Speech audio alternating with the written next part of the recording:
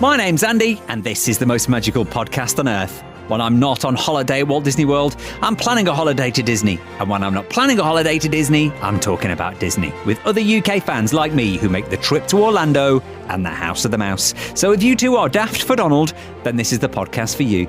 Or maybe you're the Disney novice just thinking about planning your first ever trip to Walt Disney World and you thought that the Tower of Terror was a giant Jenga in your local pub beer garden. Well, then this really is the podcast for you. Each episode, I'll be chatting to other Disney superfans from around the UK to share their memories of their magical times. And this week we catch up with Natalie and we want to find out how this happened. Didn't spend anything. It was amazing. I bought handbags and basically anything I wanted. I was like a kid in a sweet shop. Also going to be answering your Walt Disney World questions, getting you all the latest news from the parks and everything you need to know to have the most magical time and the most magical place on earth. And make sure you keep in touch with us on Facebook, Twitter and Instagram. We are at PodMagical. This is the most magical podcast on earth as part of the Secret Recordings Network. We've got a lot of news to get through on this episode, including the return of parades. More on that, and we'll chat to Natalie in a moment. Quick question. We do a Q&A at the start of the podcast every episode. Hello to Grant. Hope you're well. We are hopefully, fingers crossed, going to Walt Disney World in December or early next year. And we're wondering, how do you get a single day park ticket? Every time to go to the Disney website, it redirects me to the UK website and I can only buy 7 or 14 days. I just want one.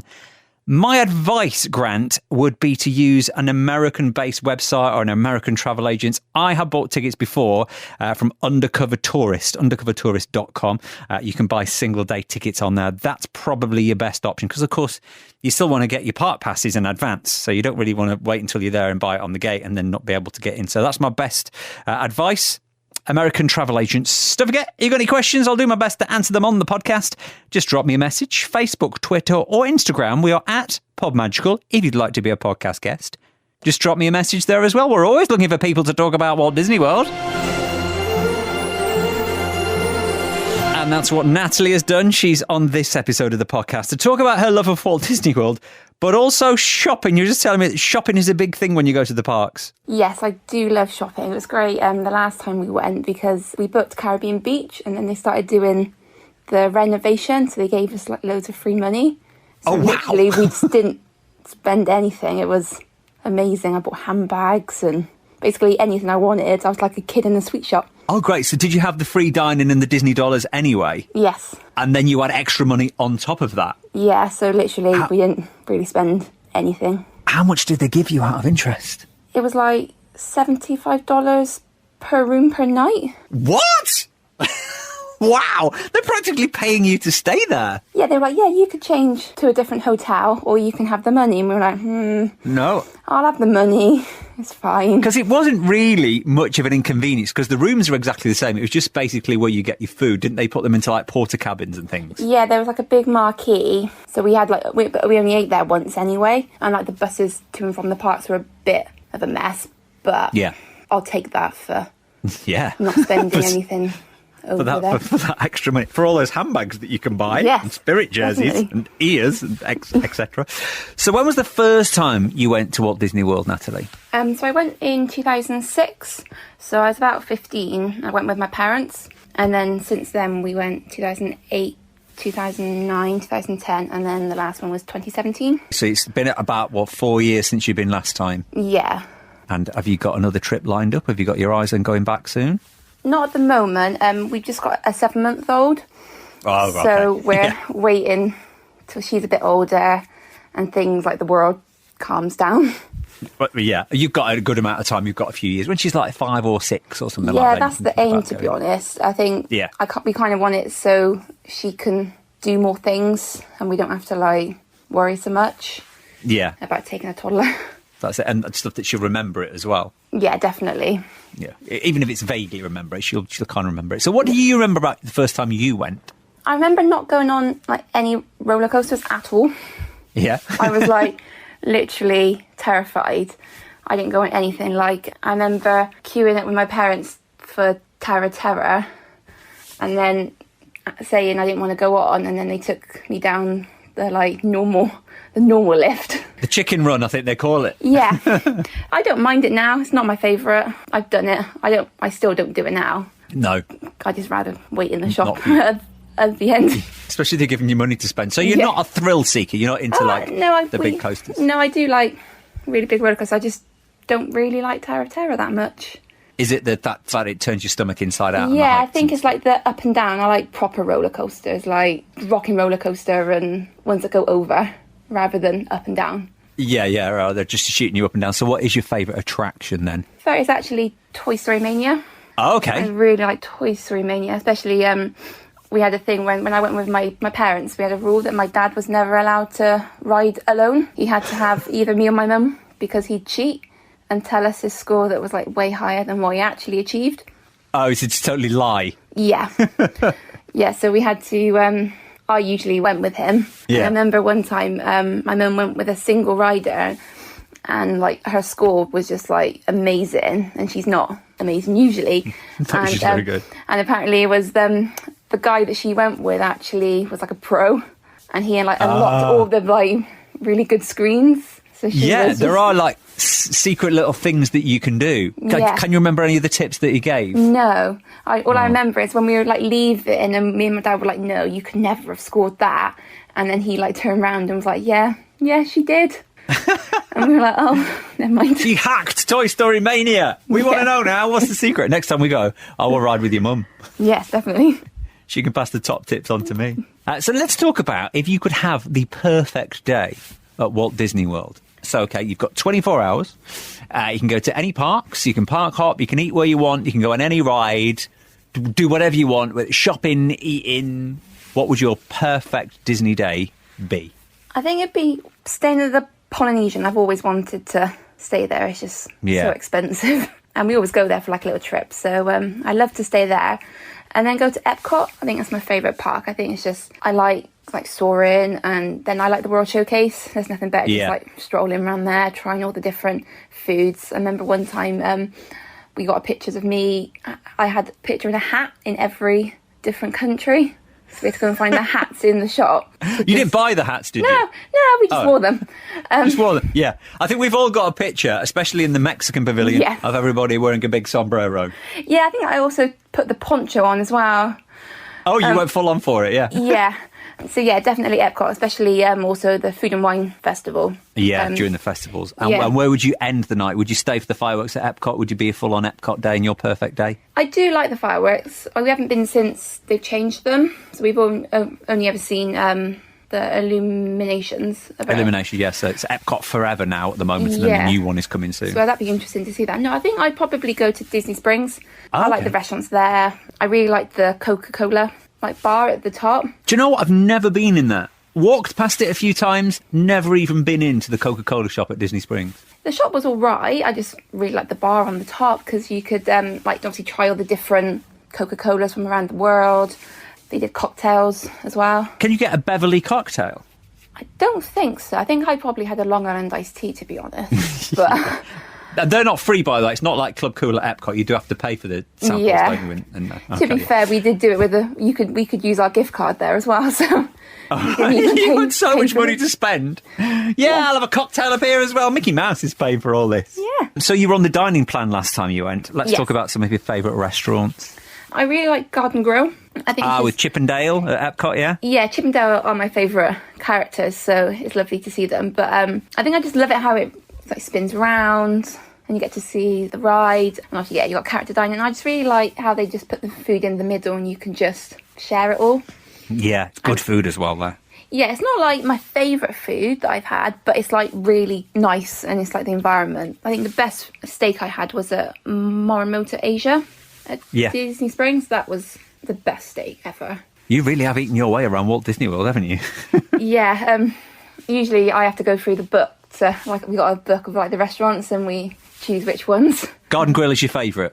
I think so. It's just the whole atmosphere and it's in Epcot, which is my favourite. When you go back with the little one, it's great there because you can do the character meets and it's not a buffet, so you don't have to keep getting up and down and they bring the food. Yeah, and you can ask for more and they just give it to you. And yeah. I remember once, it was at Liberty Tree Tavern, which is another one of my favourites.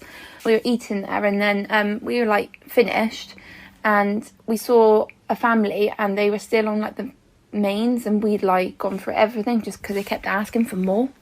You It was can. crazy. Just Yeah, and they just more. just keep bringing it. That used to be character dining as well, didn't it? Liberty Tree Tavern way back when. Yeah, we've done it with character dining. I think Yeah. one year we were there at 4th of July, so I decided I wanted to go there because I thought it's like the most American. It's the wrong holiday, but they're both American holidays. So Yeah, it's more Thanksgiving, but I mean, it's the same kind of thing, isn't it, when you're British? Yeah. We don't know, do we? Natalie's on the podcast. We'll be back with more of your Disney memories, but let's get a news update very soon. It's a big one. Let's start with the main big story, the elephant in the room. So FastPass, free FastPass, will be no more at Walt Disney World. I think this is something we saw coming. I think Walt Disney World was the only one that actually had the free FastPass services. So your 3 FastPasses a day that you're booking weeks in advance, forget that. There is a brand new system that is going to be operational from the end of this year. They're saying fall, so probably think October time, maybe in time for the 50th. You'll have heard over the last couple of years Disney talking about the Disney Genie app. Well, it's been launched just yesterday, and that is basically what's going to replace the FastPass system. There are 3 parts to what I can see the Disney Genie app. By the way, it's not a new app. It's built into the My Disney experience. It's all part of your regular app as it goes. The first part is the part that's kind of going to be like your organisational part. This is the free part. So you'll be able to put in an itinerary saying, okay, I want to do this, this, and this. And it will give you an itinerary. It'll direct you to the rides, which are the quietest at the quietest times. And you can also go on there and you can have a look at queue times, that kind of thing. Yeah, it's quite a good idea. It's flexible. It's fun. It might help you organise a little bit more. The second layer of this is the Disney Genie Plus service. So for $15 a day at Walt Disney World, you will be able to choose the next available time to arrive at a variety of attractions and experiences using the Lightning Lane. So the Lightning Lane is going to replace the FastPass lane, and if you want to use it, it's going to cost you $15 a day. If you're staying on site, if you're staying at one of the resorts from 7 o'clock each morning, you'll be able to make your first reservation, and then each other reservation will be after that one. So rather than doing the 3 at a time, you're making one, then you're making your next one, and so on and so forth. It's very much like the MaxPass system that they had at Disneyland Resort in California. Disneyland Resort is also getting the Disney Genie Plus service as well. Now, I've used the MaxPass at Disneyland Resort, and I thought it was brilliant. We managed to get on so many rides. I'm talking like over a dozen rides. That's like having a dozen fast passes. Now, at the time I used it, the price of that was only $10 a day, and we were only there for 3 days. So you're looking at $30, and you think, actually, that's not bad. That $30 on top of my holiday for all these fast passes, that's brilliant. Obviously, Walt Disney World is different because you're probably going to go for 2 weeks, and it's going to be more expensive. It's $15. And here's the thing. It doesn't include all the attractions. So you're $15 a day. For example, you're going to Magic Kingdom, you're spending $15 a day. So that will get you on Splash Mountain, Space Mountain, Big Thunder Mountain, Pirates of the Caribbean, things like that. However, there is another layer where you will have to pay more. This is the individual attraction selections. So for this, you'll be able to schedule a time to arrive for just 2 high in-demand attractions per day. Once again, using the Lightning Lane entrance. So they've specified like things like Seven Dwarfs Mine Train. So as well as paying you $15 a day to do most of the attractions, if you want to get on the big, busy, brand new attractions, for example, Seven Dwarfs Mine Train, you will have to pay for that individual attraction. Pricing for this is going to vary by date and park and how busy it's going to be. They haven't actually given us any prices for this. So that's what we're looking at the moment. That is your replacement for FastPass. Forget the free FastPass. That's gone. That's why a lot of people are very angry at the moment because, well, they've taken away something that was free. And if you look at it, they've taken quite a lot of things that were for free. If you think about the last time we got to go here in the UK, it was like the beginning of 2020, end of 2019 for a lot of people. Think of all the free things you got. So you got off the plane, you had the free Magical Express. That's gone. You've got to pay for transfers to get there.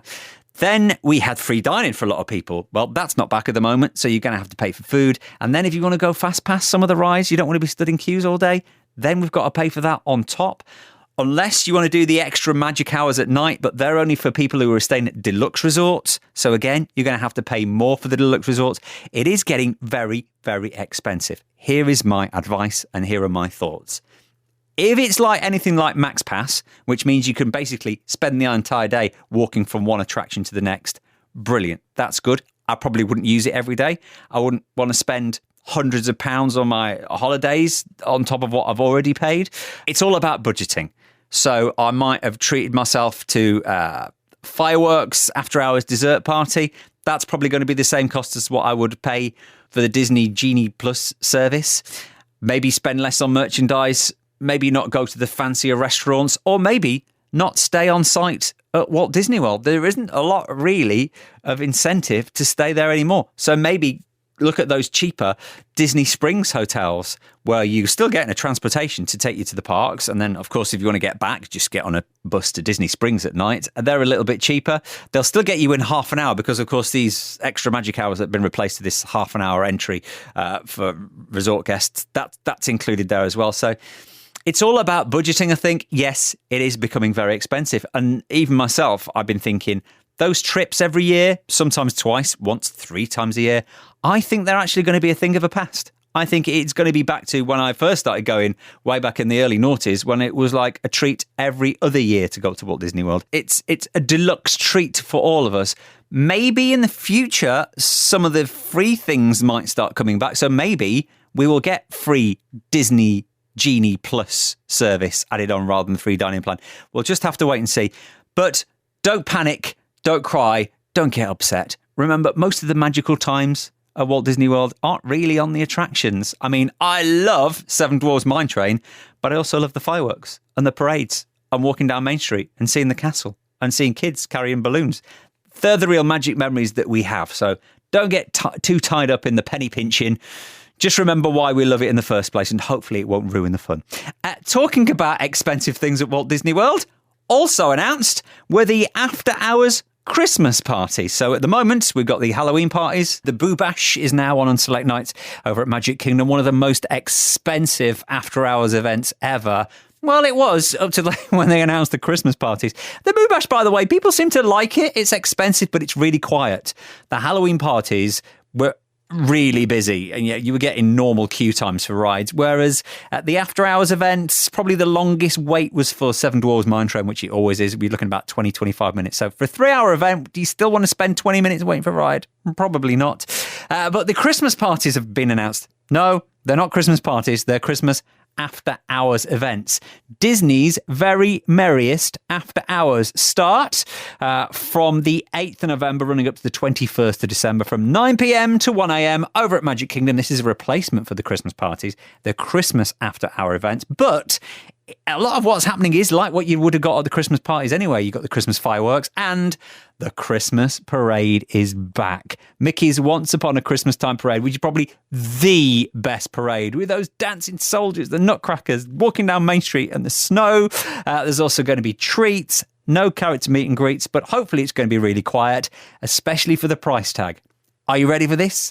So, the prices for the Christmas after-hour events start from $169 to $229 per person, not including tax. However, if you're there just before Christmas, the 19th and 21st of December, the price for the ticket is $249 plus tax per person.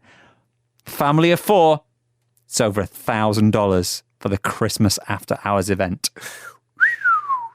Other news coming from the parks. Space 220, the new restaurant at Epcot. Were you dining out of space? We've been waiting ages for this. Finally, they've given us a date-ish. It's going to open in September. They launched a new video for that. And the countdown is on less than 50 days to go before the 50th celebrations at Walt Disney World. The merchandise is out. That flew off the shelves. I tried to get some on the Shop Disney website. Again, I was too late. And also, they've started more decorations around the parks as well, including the 50th anniversary banners. And let's finish the news with a little bit of good news. The original Ohana menu is back. Remember, they had some sort of shrimp casserole? Well, forget that. The original Ohana restaurant menu is back. Sorry if the news has been a little bit confusing. Still trying to get my head around the whole Genie Plus app. It's very confusing. If you thought going to Disney was confusing before, it's really confusing now. And a quick look at, we did a survey on Instagram yesterday to what people thought about the Genie service. 17% said it's all right. 83% not in favour. Don't forget, keep up with all the news. Facebook, Twitter, Instagram, @PodMagical. Natalie is on the podcast with us, so you've been quite a few times. Have you got a particular favourite hotel? We did stay at Animal Kingdom Lodge. I really liked that one. We were quite lucky with the pricing, I think, because I think I was still classed as a child, even though I think I might have been 18. But that was like really nice. But I also quite like Port Orleans French Quarter. Yeah. I just loved it how like every time you got off the bus, they gave you like beaded necklaces. I came home with like so many because every day I got back, they kept giving me more. I never got those when I stayed there. Didn't you? They were... The Mardi Gras beads. I never got that. Yeah, Not a word. Yeah, they just kept giving like, they were all in like the purple and green colours. But literally, I think I had to leave some there because my mum was like, you can't take them all home. It's weighing the case down. Yeah. Have you got a particular favourite memory? Because you've been quite a few times. Is there any one standout memory from your times at Disney World? Yeah, I think the last holiday we went with my husband, we did the 4 parks one day. Oh, we were talking about this just a couple of podcasts ago. So, 4 parks one day. Yeah. What was your itinerary? So the plan was to have a ride and a snack. Right, okay. In every part, and we had like it all planned out because we wanted to end in Epcot because it was the Food and Wine Festival, so we knew that we'd like use up loads of snacks as our evening meal. And then we were supposed to do Flights of Passage, and we had a FastPass for that, but then it was down on the day. We had to keep rejigging our plan, and then eventually it reopened, so then we had to then go back to Animal Kingdom because that was going to be our first stop. Did you start at Animal Kingdom then? We were planning to. Right. But because Flight of Passage was shut, it ended up being our So you already knew that Flight of Passage, it had come up on the app that Flight of Passage was down, they'd swap your FastPass. Okay, I got you. So where was your first stop? I think it might have been Hollywood Studios. We did Rock and Roller Coaster. Yeah. And we had the Butterfinger cupcake thing. That huge. Okay, for breakfast. Yeah. Yeah. I think we got a Starbucks as well. Always got a Starbucks there. Got that caffeine boost to get you going. Yeah. And then I think we had to then do Magic Kingdom because Flight of Passage was still shut. And we did the Snow White Mine Train, and we had the turkey leg, and that was literally the first and last time we're going to have a turkey leg. Yeah, not the greatest. No, no. My husband was like really hyped for it, and then he ate it and he was like, I really don't like it. Yeah. So we'll not be having that again. And then eventually Flight of Passage was up, so we could go there. And then we had the Night Blossom drink because that's amazing. And then we went to Epcot, did Soarin', and then we literally just ate around. Ate all the snacks. Yeah, I think I like the bao buns from China. We had those quite a lot. And then I think I found some chocolate. Yeah, I'm not really fussed about the wine. It was just the food. Yeah. Would you recommend doing 4 parks in one day? It was tiring, and it was a lot of walking, of literally going to a ride and then leaving. It was a lot of travel for not a lot of action. You're going to spend most of your day getting to and from the parks. Yeah, especially like waiting for buses or the monorail or a boat. Yeah. It might be a bit easier with the Skyliner maybe, depending on where you stay in. Yeah.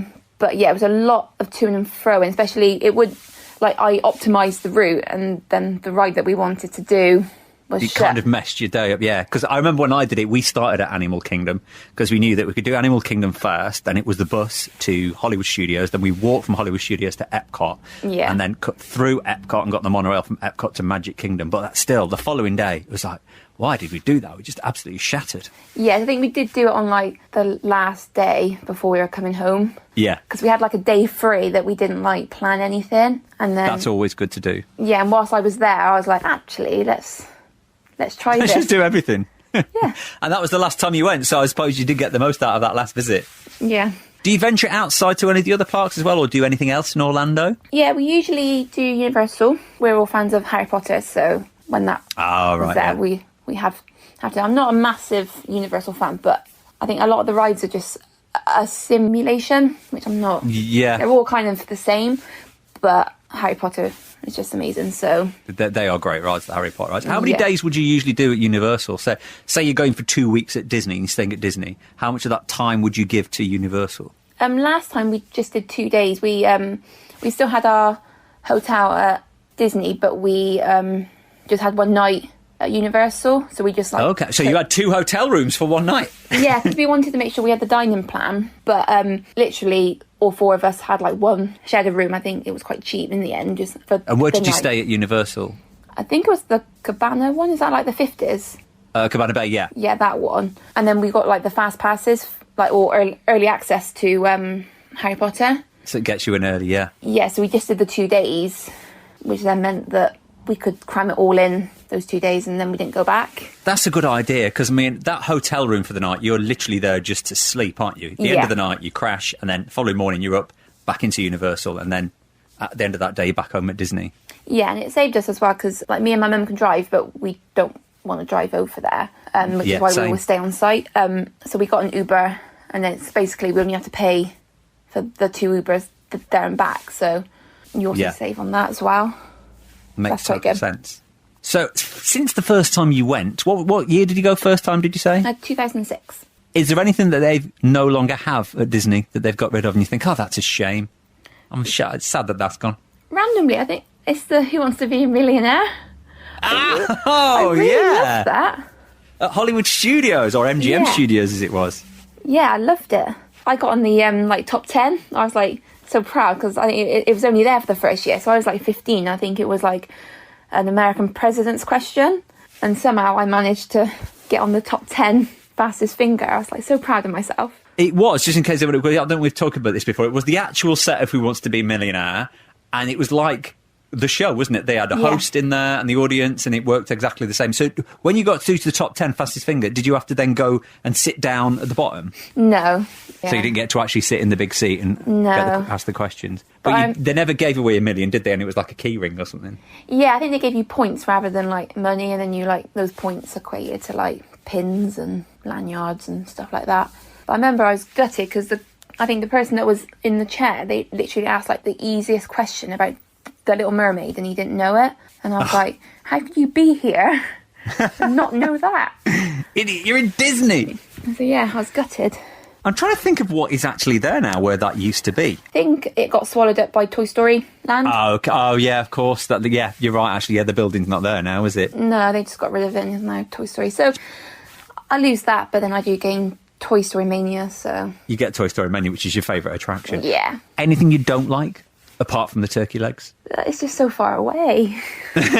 Yeah. And so expensive. I think our problem is that we probably cram too much. So it is... Yeah. It's quite a tiring holiday. It's not, like, because it's just so far away and we don't go as often now. It's not that I hate that, it's just, yeah, when you get back, you need another holiday. It's difficult, isn't it? Because I'm the same. And you put in those rest days. You go, OK, we'll just do half a day. We'll have a lie-in here and we'll go to Epcot in the afternoon. But then you wake up and you go, oh, I've got the morning off. Let's just go to Animal Kingdom. And then we'll go to Epcot. It's impossible to try and make rest days and then just not fill them with something. Yeah, definitely. And when you go about with the little one, with your daughter, you're going to have to put in rest days because she's going to want naps. Yeah. She's going to be grouchy. Yes, definitely. I'm going to have to... Like, we hardly ever go to, like, the pools. So, there you go. It'll force you to go to pools. Do you go to any of the water parks? Yeah, we usually go to one a trip. So I think I prefer Typhoon Lagoon. Is that the one with the wave machine? Or was that Blizzard Beach? I never remember which one. I don't know. I can never remember the difference between both of them. Yeah, because one with the lazy river thing, isn't there? And then I like the wave machine one because I love like swimming right to the barrier at the top. And then seeing how far I can't remember which one is which. Down. Well, next time you go, you'll be spending a lot of time in the pools. Yeah. I guess. Even if it's just the hotel pool. And you'd definitely stay at Disney next time with the little girl. You wouldn't go for like a villa or anything like that. Definitely. No, I think it's just the driving aspect that's a pain for us because me and my mum won't really drive over there. And it's just, I think, easier with the buses and stuff that it's all in one place and you don't have to worry about anything. And hopefully, in a few years' time, you'll be back there as a mum for the first time. Yes. Natalie, lovely talking to you. Thanks. And have a magical day. If you fancy coming on the podcast for a chat, we're looking for guests. All you need to do is find us Facebook, Twitter, Instagram, send us a direct message. Podmagical is where we are on the socials, and we'll get back in touch with you. Here's a top tip to end the episode, as we always do, and this is possibly one of the most brilliant pieces of advice that I've heard over the last few weeks. If you are heading over to Walt Disney World, whenever that may be, why don't you take a small hanging shoe organiser with you? You know the ones that you normally hang over the door, and you can just put shoes in or slippers or something like that. Take one of those with you if you have got a buggy or a stroller, because they are mega handy for putting in your bits and bobs. If you hang one of those over the back of the buggy, if you're over the back of the stroller, everything can go in there. refillable mugs, your sun cream. When you're going around the parks, it's easy to get hold of. What a brilliant idea. Those shoe racks, you know, the ones with hold about 9 pairs of shoes. What a great tip. Of course, if you've got any tips, do let me know. Facebook, Twitter, Instagram, Podmagical. If you could give us a like and give us a follow on the socials, that would be great. Also, if you could give us a 5-star rating on Apple Podcasts, that would be brilliant. If you want to leave a good comment as well, that's also very nice. Thank you if you've done that. And do subscribe. Don't forget, we've got brand new podcasts coming out every other Friday, so don't miss it. Wherever you get your podcast from, be it Apple, be it Spotify, hit that subscribe button so you can get the next one as soon as it arrives. And until then, please stand clear of the doors.